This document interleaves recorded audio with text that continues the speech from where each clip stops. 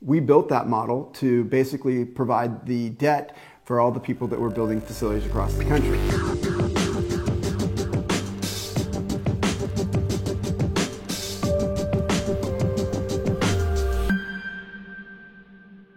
Asset-based lending, bridge lending is where we came from, and we've originated thousands and thousands of those types of loans.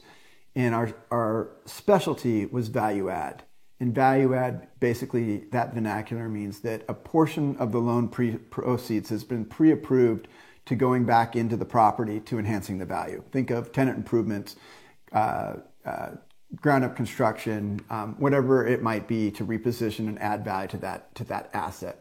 It's a very specific type of lending and much, much more difficult and complicated to underwrite those types of transactions than a simple acquisition or refinance transaction, which you underwrite it for the day you closed, and then there's nothing more you could do other than collect your payments from that point forward.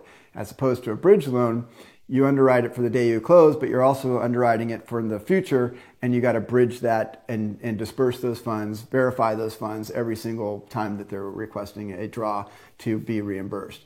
And so that bridge lending model is where we came from, and obviously there was no bridge lending in cannabis sector as a programmatic asset lending class or lending model out there. So we built that model to basically provide the debt for all the people that were building facilities across the country.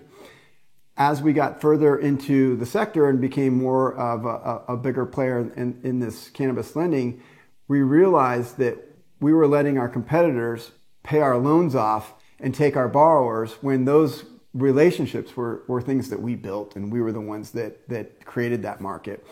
And so ultimately we realized that in this particular sector, it's such a small sector that we really didn't want to let all of our credits that we had issued and that we wanted to keep on our books go to our competitors. So we went out and we got investment grade rated. We were the first private company to do that. And then we were the first private company to go out and do a bond offering. And so we closed on a bond offering, and those proceeds from that bond offering were utilized not to add accretive value to the fund. The bond offering is at 7%. Our fund target yield is 12 to 15%. And so that delta between there would be accretive. But the reason that we did the bond offering was to offer a fully stabilized loan product for our bridge loans to roll off into a fully stabilized that would be at a lower rate. Typically, it's going to be in the low double digits, and it's going to be a 5-year term, and it's going to have amortization on that loan. And so when the bridge product, the typical rate is average about 15%, and the fully stabilized is in the low double digits, let's just call it 300 basis points or 3% lower, the bond was there to offset that. So now we could add this second loan product to within the same existing fund. So now we've diversified the product risk of what we're lending on, and we're able to keep those borrowers on our books. So that's why we have two of them.